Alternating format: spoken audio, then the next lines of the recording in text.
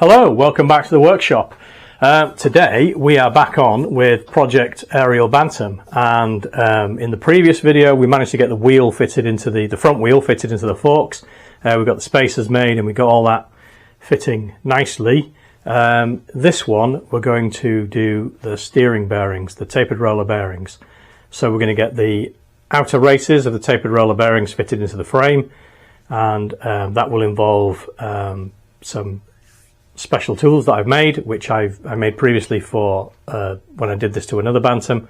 So I'll show you those and I'll show you how you can do the same thing, and we'll get those fitted, and then we're going to get the whole thing together and start measuring up for the new stem. We're not going to make the stem in this video, but we will get a way forward, get a course of action so that we can go over to the lathe and make a new one. So yeah, hope that you enjoy the video, and let's get on, do some work.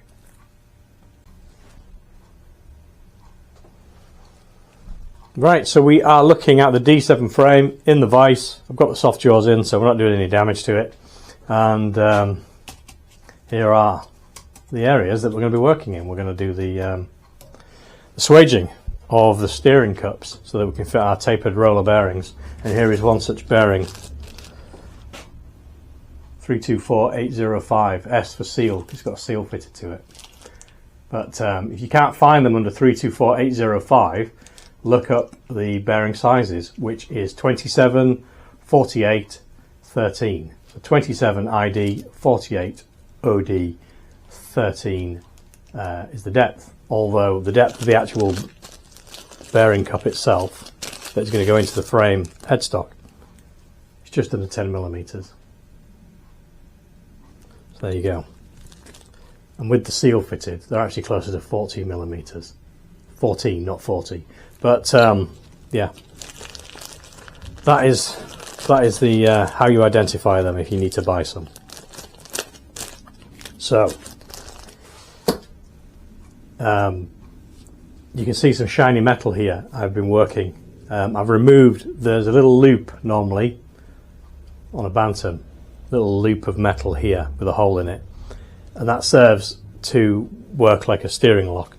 We don't have fancy ignition key operated steering locks on these because we don't have fancy ignition keys on these.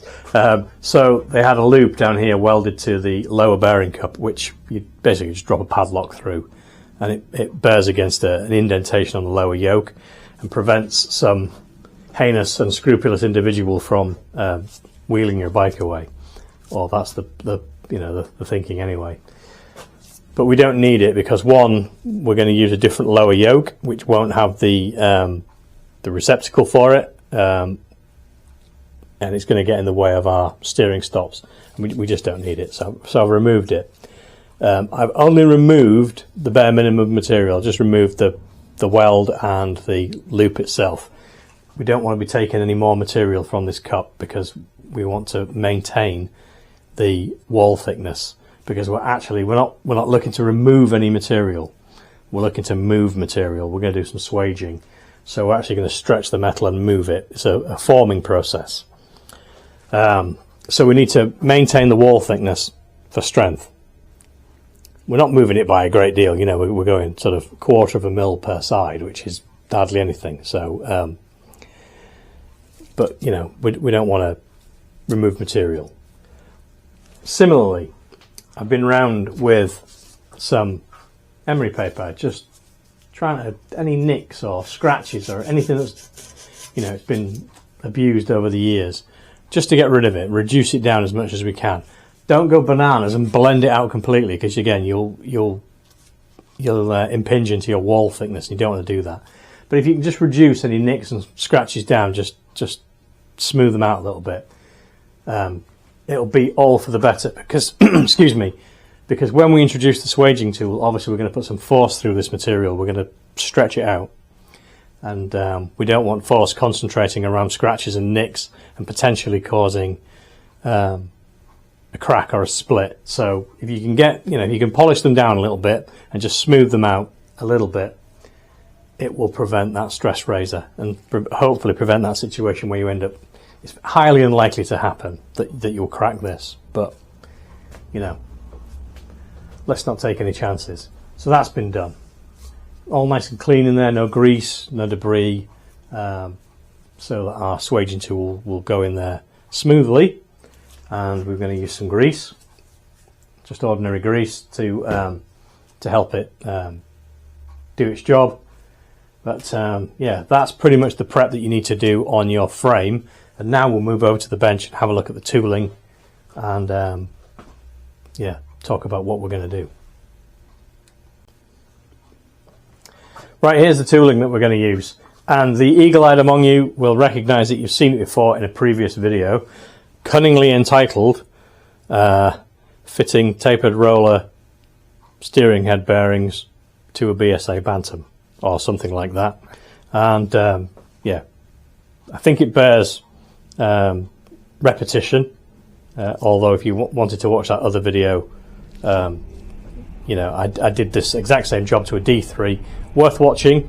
I would say that, wouldn't I? But yeah, worth watching to get, you know, a bit more of an idea of how this all works. But we'll go through it in this video. So here is the tooling, as I said.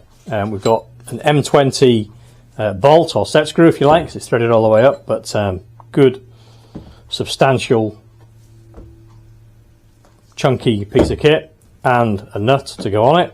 Now this is a V thread, not ideally suited to power transmission or taking, you know, exerting force, but because it's quite a big lump, it does the job. Ideally you'd want a square thread, wouldn't you?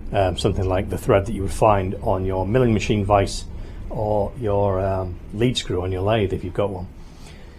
But as I say, it's up to the job.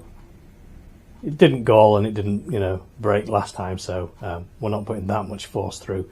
We're only increasing the size of the ID, well, less than 0.5 millimetre. I think the original in millimetres, the Bantam ID is 47.55.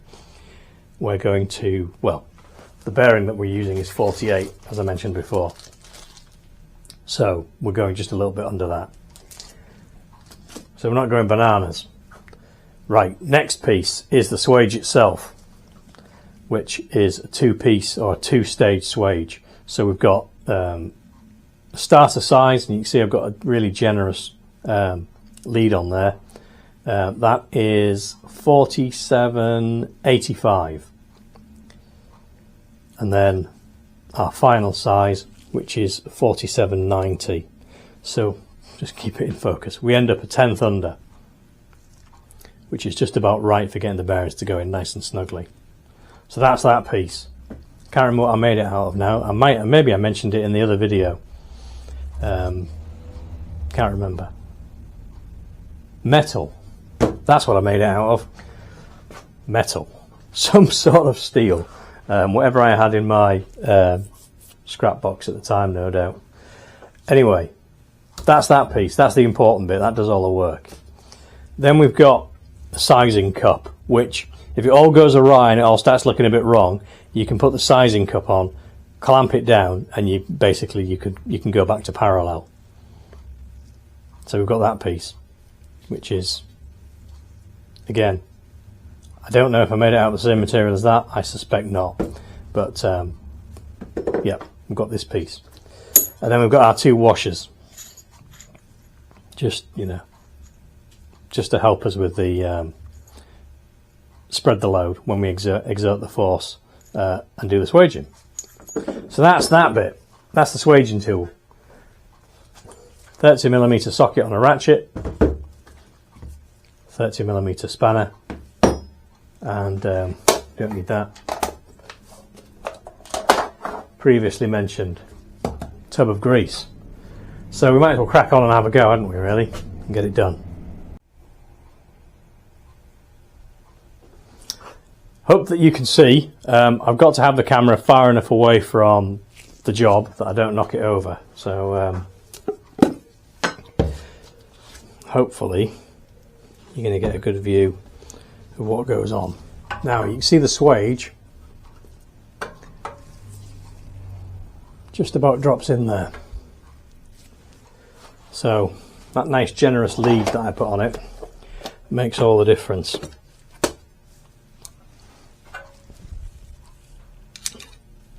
Just double check that I gave you the right dimensions. Yeah, 47.85, and this one should be 47.90, which it is. Good. Okay, so we'll get some grease on here, because we don't want it to gall and grab and pick up and do all sorts of horrible, nasty gouging type stuff. That would be bad. Hence why I'm wearing gloves, so I don't end up completely bathing in the stuff.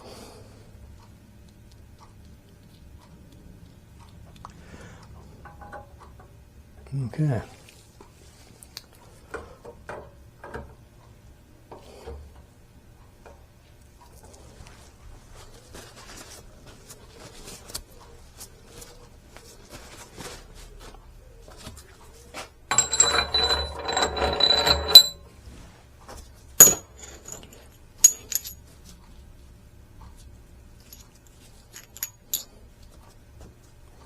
Just put a little bit of grease on the threads as well, just so that we don't end up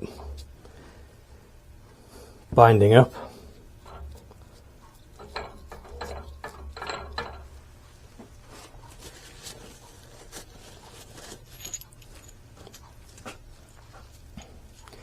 We all know the value of lubrication, don't we?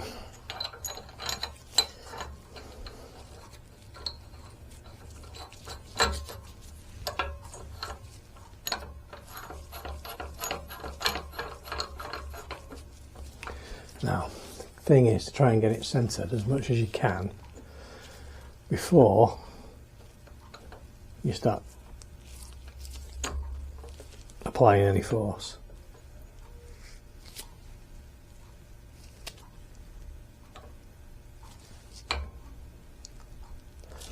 That should do us, I think.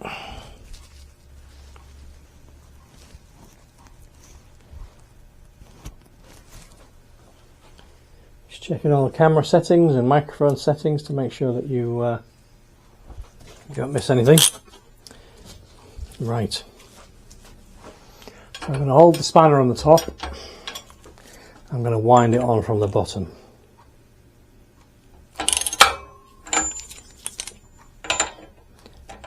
And you're probably going to get a fantastic view of my arms.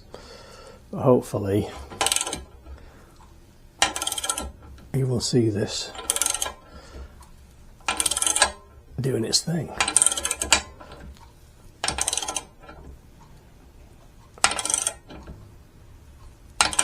It's not taking a great deal of force.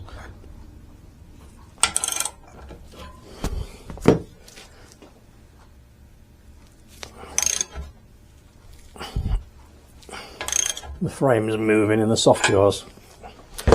Right. Let me just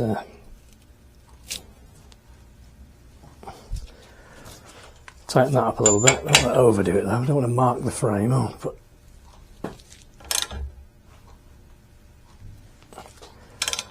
don't want to put a divot in it or anything like that. You can see it does take a bit of force, but it's not. No, it's not beyond feasibility. Right, I think that's all the way down because that's gone very, very hard. So we'll back it off.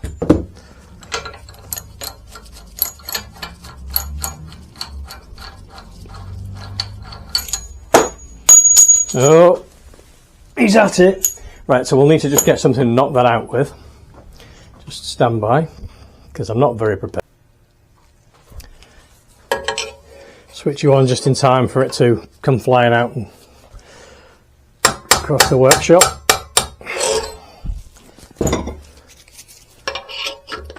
Oh, maybe not. Okay, so that's the first stage done. Just grab that. Sorry I'm in the way. Just grab that bit of wipe, workshop wipe.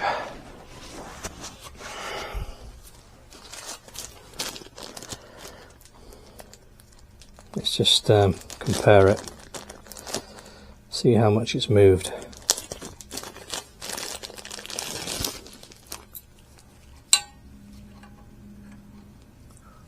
Okay, you can see that bearing's just about starting to go in there now.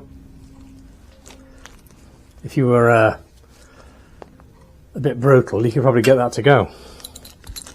But we'll do the other stage.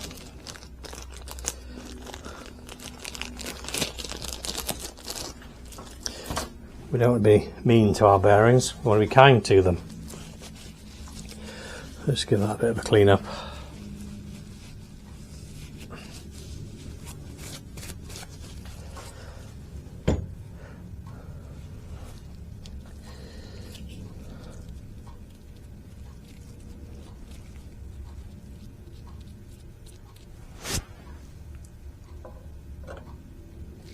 You can see that goes in quite easily. At least it starts quite easily. Don't need quite so much of a generous lead on the second stage, but you know, you can make it how you want to make it, really, can't you? But yeah, it starts quite easily. Make sure you can see.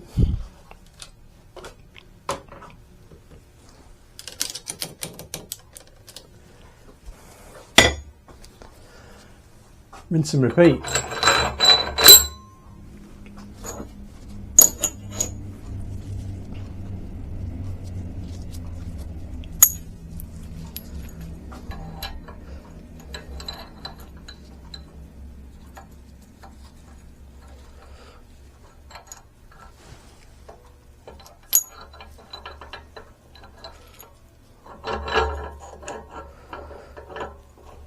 I had the washer hooked underneath the steering stop plate.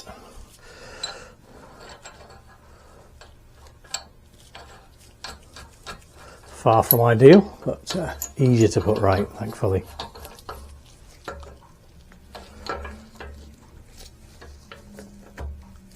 Okay, a bit more slack so that we can get it all nice and square.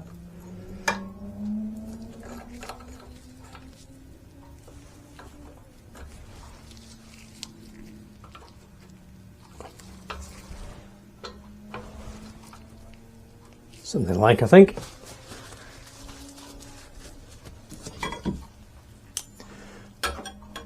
Right. Stage 2.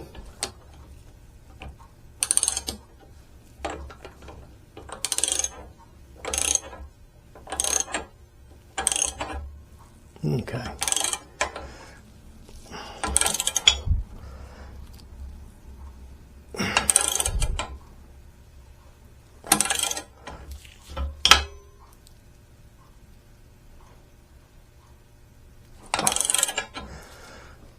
Like I say, it does take a bit of force, but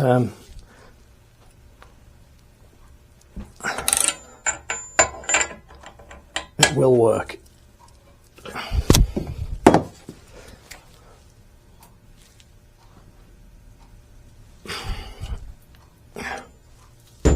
If I can stop the frame from twisting in the vise. These soft jaws are not very good, not very good at all. I may have to use my big bar. 1 second, let me get my big bar. Right, we're in the vise a little bit better.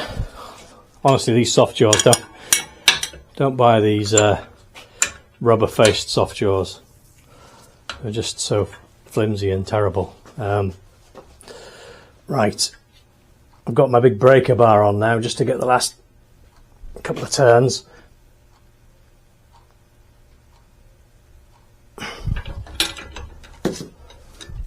Kindly provided by Aid at AG Engineering.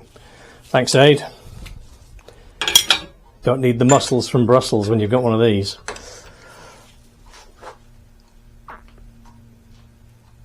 Okay, I think that's all the way down anyway. So I will release the hounds yet again, and we'll check the fit of the bearing. Right, I've brought you in a little bit closer for the view, and when I knocked the swage out with the punch up through the through the middle there, just went at it, you know, evenly, try and get it to come out square. It jumped out and it landed on the bench. So I bet I couldn't repeat that shot. Not where it is now. I mean, look, it didn't land that perfectly. It landed here. You can see the mark from the grease lick where it landed. But yeah, that would be a good shot to repeat. But I bet I couldn't do it. Anyway, enough of that. Let's see if the bearing fits, or the outer race at least. Let's put that back in the bag to keep it clean.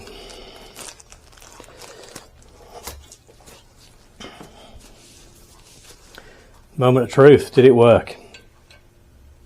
So we want this to just about start. Helps if you don't get your glove trapped in it. There you go. So that started in there really nicely, so we'll warm that up and then we'll just gently persuade it in, and it'll be perfect. But you know, you don't want them slack, obviously, because you don't want, when you turn the steering, you don't want the outer race turning in the steering tube. You want the bearing to be doing the work. So that's about right. Nice, nice snug fit. There we go. So I've got to do the bottom now, the lower cup, and we're in business.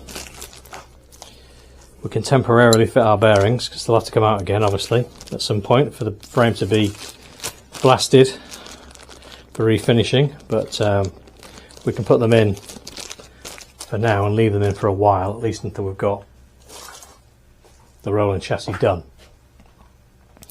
So I will do the bottom. I mean, if you wanted to, I've just had a thought, if you wanted to do this instead of doing it by hand, if you've got your pneumatic, you know, windy ratchet or your windy gun, you could gun them down if you wanted to. But if you do them by hand, you've at least got that feel, you've got control. If it starts going off, you know, canted over, you know, you can stop it in time. But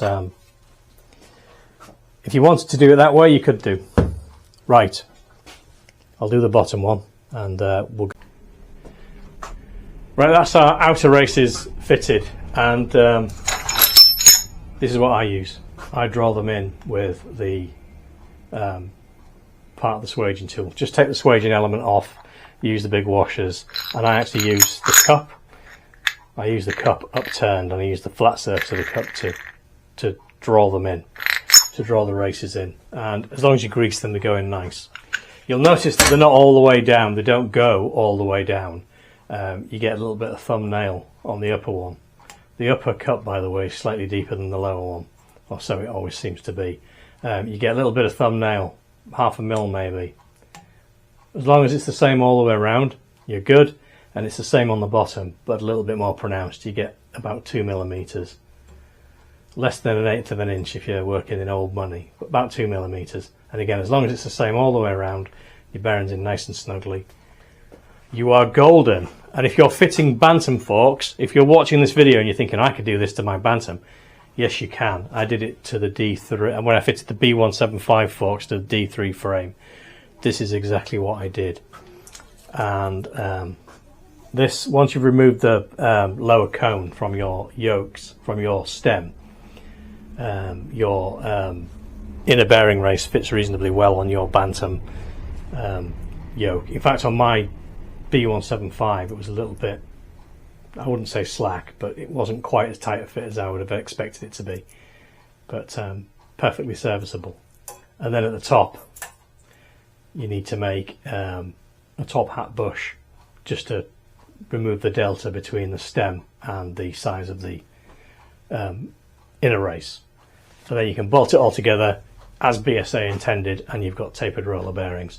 Like I say, you do lose this 2 millimeters a little bit, but there's plenty of adjustment in the standard forks for you to take that up and get everything to run fine. Certainly that's how I found when I fitted the B175 forks to the D3 frame with these exact part number of taper rollers. So there you go. Long-winded way of saying you can do it to a Bantam, but we got there in the end. Obviously we're not using the Bantam forks, so the next job will be to reassemble, remove the front wheel from the Betor Forks, so that it just makes it a little bit easier to handle, and we'll fit the stem back in the Betor Forks. And we're just going to go for a measurement just to get the length of the new stem. This doesn't fit the bearings, it's too slack. That's why we're making a new stem. I mean, we could machine these off, and we could sweat new new bosses on and reuse the stem and alter it, but like I said in my last video, I think it's a good exercise to make a new one and make it from scratch to fit the job.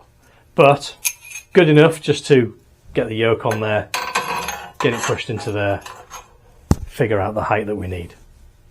So we'll do that next. We'll go back onto the lift table to do that, and once we've got those measurements, I think we'll close it out. We'll make this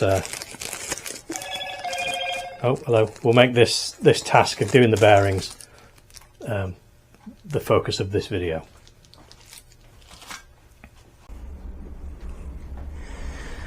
Right, so as you can see, I've reassembled the frame and the forks back together just loosely, making sure that I've got a snug fit on my bearings, my tapered roller bearings. I've chopped up the frame at the back here with a piece of wood to try and get it in a natural sitting position so that the bearings sit down nice and snug, because if the bearings are slightly out of their housings, it's going to throw everything off. And these dimensions that we're going to take are going to be rough enough as it is without introducing further error. The reason why they're going to be fairly rough is because this stem is of course the wrong diameter for our bearings. The raised portions where the bearings would run are too small, so we've got some play in our assembly, but we can take that into account. It's not going to affect the dimensions that we take too greatly. So you can see that I've put some blue on up here, and let me just show you what I've used for those of you who are unfamiliar. I know a lot of you probably have this in your workshops, but if you don't, that's the stuff, Dychem blue, and it is effectively an ink marker fluid. It dries really quickly and you can scribe through it, and it comes off quite easily as well. Bit of acetone or carburetor cleaner, something like that, just wipes clean off. So I've scribed around, as you can see. I don't know if you can see, I don't know if the camera's picking it up, so I'll show you. I've scribed around the top surface there, just around the front there, just to give me a mark. I can measure from the base of the stem to that mark, and that will give me the upper edge of the raised portion that I need to put on the new stem, so that the upper taper roller inner race has something to run on. And what we'll do is we'll measure the thickness of the inner race, and we'll just add a little bit on for good measure, just to make sure that that inner race always runs on something solid. It's never, none of it's dangling in fresh air. It's always supported. So that's that mark, the purpose of that mark. We'll do the same at the bottom, but when we've taken it all apart, because obviously we can't get in there to do that now. But we know that the lower bearing inner race has to sit flush against the surface of the yoke, and then what we'll do is we'll blue it up and we'll just mark the upper, and we'll know where then the raised portion has to stop and start. So that's easy, we can do that. Very similar to this, but we'll do it when it's all apart. The next job is to fit the top yoke, and the reason why we need to do that is because we need to know what the gap is going to be between the top of the bearing and the bottom of the top yoke, and we also need to know how much of this thread will stick out, because we're going to drop the yoke down a little bit so that we've got about 20 millimeters. If you remember the last video, about 20 millimeters of stick out on our stanchions, and this is all very rough because we haven't done the ride height yet, so we're leaving ourselves plenty of room for error. Yeah, we'll drop the yoke down, measure the gap in between, work out the height of the spacer that we're going to need, which will be less than it looked on the last video, because don't forget, on the last video we didn't have the bearings fitted, so we've already added thickness by putting the bearings in, so that will be reduced, so it will look less dramatic now than it did in the last video. Where was I? Yeah, so we'll get the upper yoke fitted. We'll measure how much thread we've got sticking out. If it's adequate, if it's all right, we'll leave it. If it's too much, we'll deduct a bit. If it's not enough, we'll add a bit on. But I can't see it being, you know, it's either going to be just about right or too much. Measure the distance here so that we get the spacer gap. Don't forget we've got to fit the adjuster as well. But the thickness of the adjuster is, you know, millimeters. So whatever gap we get, we'll deduct the spacer from that gap, the adjuster from that gap, and that'll be the thickness of the spacer. Am I making sense? I hope I am. Let me go through it again, just in case. So lower yoke gets dropped on, and we'll have an underside surface somewhere around here. We'll measure the gap between the top of the bearing and the underside surface, with the yoke in the position that we want it to be in. We'll then deduct the thickness of the adjuster from that spacer, because that will be sitting between, if it's at zero adjustment, that's the minimum that it will be. So we'll deduct that thickness from the spacer, and that's how thick to make the spacer. So that when we assemble it all together, and it all goes nice and tight, you know, 1/8 of a turn on that will preload the bearing. So that's the next job, is to get the top yoke fitted and do some measurements, or do a measurement. Is that making sense? I hope so. It works in my head, but you know, putting it out on video for other people to get, I sometimes struggle with. So anyway, let me fit that. Right, here we go. Why have I got a carpenter's clamp on my forks? Well, I'm a frustrated carpenter, and I'm not really. The stanchions have a tendency to just splay out ever so slightly, and rather than beat my nice aluminium top yoke into submission, I'd rather just make sure it goes on nice and smoothly.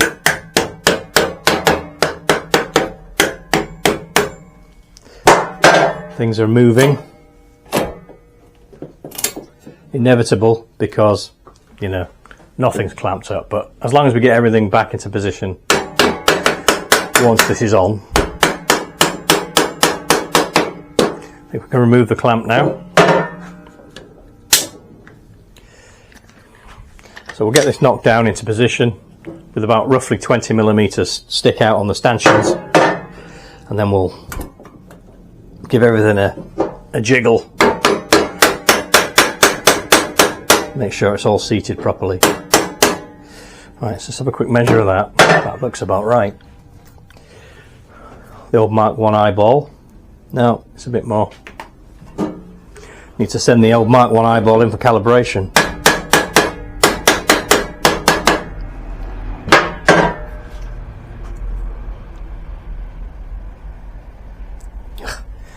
Gone too mad, Dean.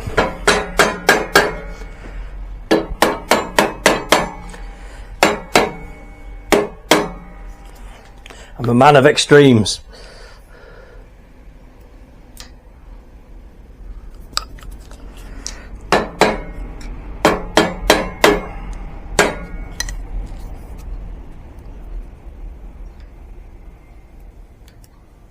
Oh yeah. Right. Okay, so as you can see, we've got some stick out.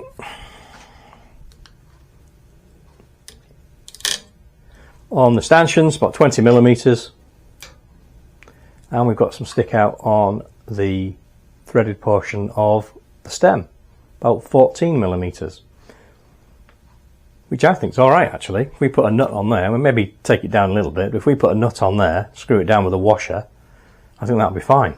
So I think we'll probably leave that the same length, at least for now, because we've got a removable stem, haven't we? So if it turns out when we get the bike all set up that it's too much, we can whip it out and just put it back in the lathe and take a few millimeters off of it. What we can't do is put it back on, so I think we'll leave that the same length. Now then, the next job then, of course, is to just get everything level, is to measure this gap in here. I think I'm going to drop you down so that you can see. We need to measure, as I said before, the gap between the top of the bearing and the underside of the yoke. And from that we will get our spacer thickness. So let me just get you down here like this. We're going to need some light on the job.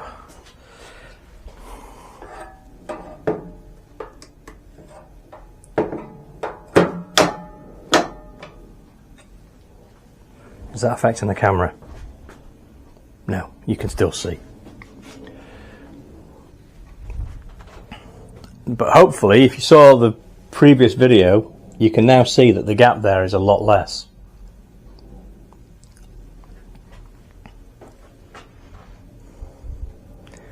Simply because we've got the thickness of the bearings in there now that we didn't have before.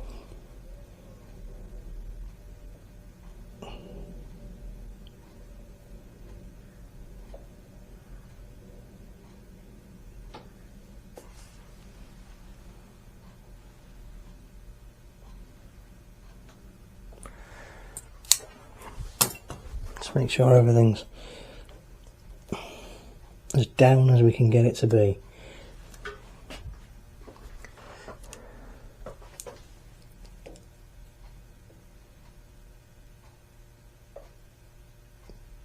Getting about 1946, call it 19.5 millimeters. So 19.5 millimeters, and we need to measure this as well.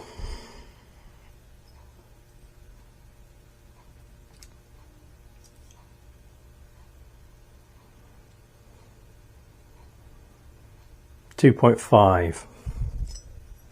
Let's get a clean bit. Make sure we're not measuring some filth.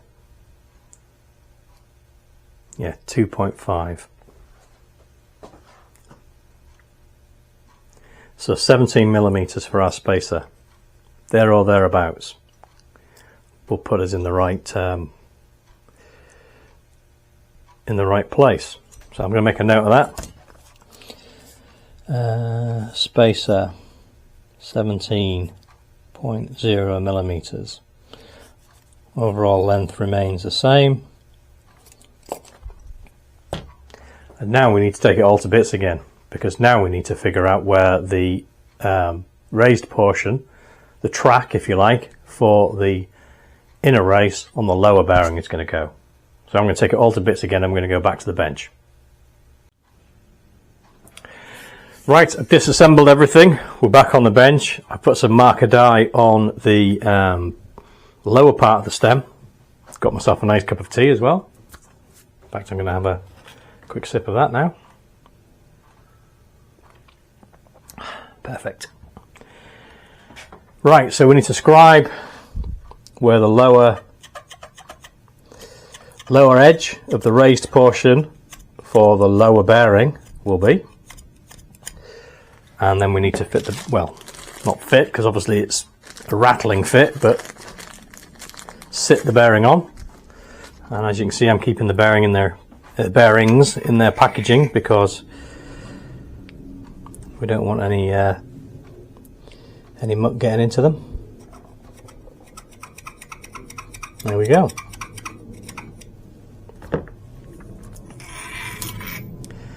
So those are our raised portions. Between here and here on the lower bearing, and then starting here and extending down whatever that distance is, or we'll measure the bearing on the upper, and then we'll thread this, not this one obviously, but the new one, all the way down to here. We'll machine up a, what did we say, 17 millimeter spacer to take up the gap between the yoke and the bottom edge of the adjuster, so that we can preload the bearings. And everything else will pretty much be the same. We'll use the same thread, obviously, because we need to fit the adjuster, and it has to be the same thread. We'll need to make a nut for the top of the to finish off the top of the upper yoke because we don't have one, and we'll machine the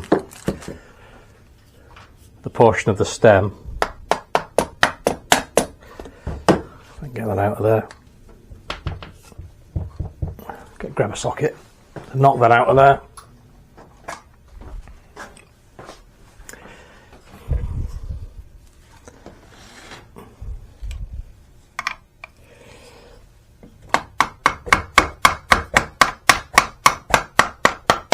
There we go.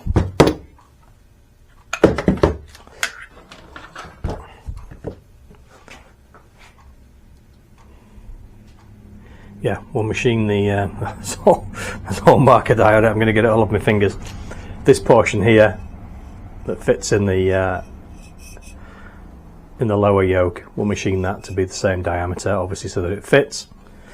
And that's pretty much it. That is all our dimensions. So I need to do a little bit of measuring just to make sure we know what these heights are, and make a note of it. So we'll do that now.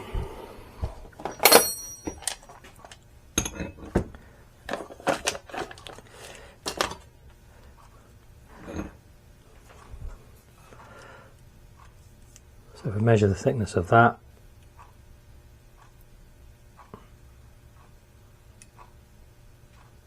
.83. So if we call that 15 millimeters. So raised portions, 15 millimeters, and the upper edge of the raised portion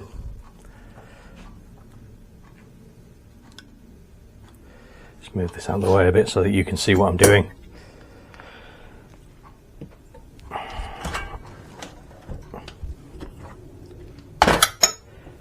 So much stuff in the way. Right, let's give that a measure. We're zeroed out. We are. So from the bottom of the stem, no, not enough scope on our caliper. Never mind, we'll just use a steel rule. What have we got? 175. Put that on the vise just to make sure that we're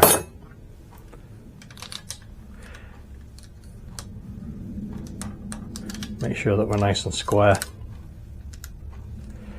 Use the anvil on the vise. There's a little mini surface plate just to be 100% sure. What have we got?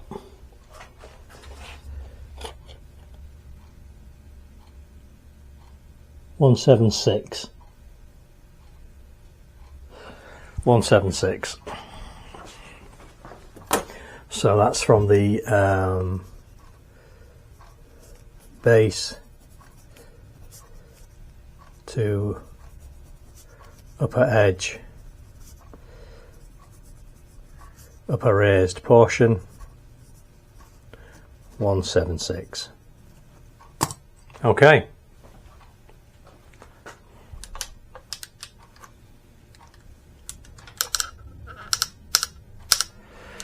So that's pretty much it.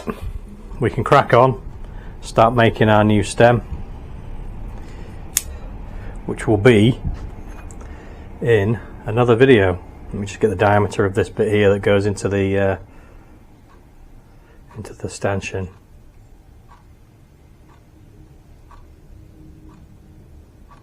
.55453. 25.55.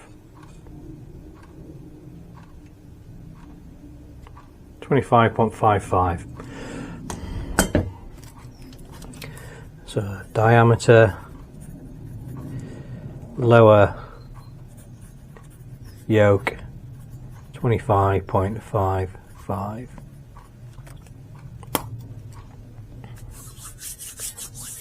And I think it's a M25 thread by 1 mil. Yeah, it is. M25 times 1.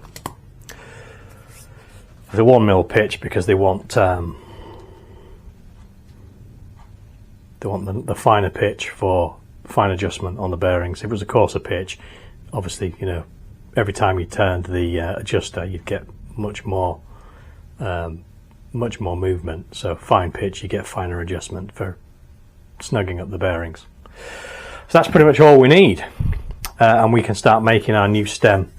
So we'll do that in the next video about the forks on the Ariel Bantam. Switch that off before we kill the battery. So we're going to leave this one here. So yeah, hope it's been interesting to you, fitting the tapered roller bearings and figuring out what we need to do with the stem to get it to work. Right, we've come to the end of another video, and I hope that you've enjoyed it and you've got something from it. If you are thinking about fitting tapered roller bearings to your Bantam and you're going to use the standard forks, the original Bantam forks, one of my previous videos fitting tapered roller bearings to a Bantam or something like that will be of use to you, because it details the other parts that you need to make in order to use the standard Bantam forks. So I'll try to link that, I'll try to remember to link that in the description so that you can go and have a look at that. This job, obviously fitting the Betor Forks, is completely different. Well, not completely different, but significantly different. So hopefully I've got across the what's in my head onto video, and you've followed along with my intent for making the new stem. It will all come out in the wash when we make the new stem on the lathe, but hopefully that's, you know, the ideas phase has come over in this video reasonably well. Elephant in the room, let's address that. The leader engine is back on the bench. Why is it back on the bench? I had previously said that I wasn't going to touch it until I got the rolling chassis done, but most of you, I think by now, will have watched Tweedy's video about stripping the engine down, stripping his engine down, and some of the problems that he found with the crank and the clutch and other bits and pieces in his engine, largely due to neglect over the years. Well, you know, similar age engine, I would say. As you can see, it's absolutely disgusting. So we can only imagine similar level of neglect. So if we find in here problems like Tweedy found in his engine, you know, it's best to know now really than to leave it. And if we're going to solve the problems on one engine, we might as well solve the problems on both. As you know, we're working together on this, so it's a joint enterprise. We've been looking into the problems that he's found already. His crank is goosed completely. He's going to need to rebuild his crank. He needs pistons. His clutch has got some damage to it. On the piston side of things, we've discovered that a lot of Ariel and leader users have fitted Suzuki GT250 X7 pistons, which work really well. A little bit of modification, but they do work. The first 100 miles per hour 250 as well was the X7, so you never know, there's hope, isn't there? Perhaps not. But the crankshaft, we're going to need new rods. We believe that they're 107 millimeters center to center, which coincides with a Lambretta rod. Now, who do we know in YouTube world that does Lambrettas? Well, the one man walking Lambretta encyclopedia that is Mark at Team Pacemaker is the guy. So I've reached out to him, and he came very kindly straight back to me with all the dimensions that we need. So once we get the cranks broken apart, we can do some measurements and we can figure out if the Lambretta rods will do the job for us. And if they will, then that's a win, because they're readily available. If you've not seen Mark's channel, by the way, Team Pacemaker, please do go over there and have a look. You will not be disappointed. We could take a leaf out of his book. He drags an abandoned Lambretta out of the hedge bottom, and then about a fortnight later he rides it to Italy or rides it to Scotland or wherever, and yeah, it's, you know, phenomenal work. So do go over to Team Pacemaker. Again, I'll see if I can remember to post a link to his channel. Yeah, very entertaining, and yeah, great work as well. So thanks, Mark, for all your help so far, and I'm sure we'll be reaching out to you again at some point as we Lambretterize our Ariel leader Ariel Arrow engines. Right, so hopefully next video we'll be taking this apart and getting inside it and having a look and see what's going on. So do look out for that. In the meantime, thanks to all my subscribers, thanks to everyone who's watching, and of course if you're not subscribed, we won't cost you a shilling. Please do hit the button. Mind how you go, and I'll see you on the next one. Bye for now.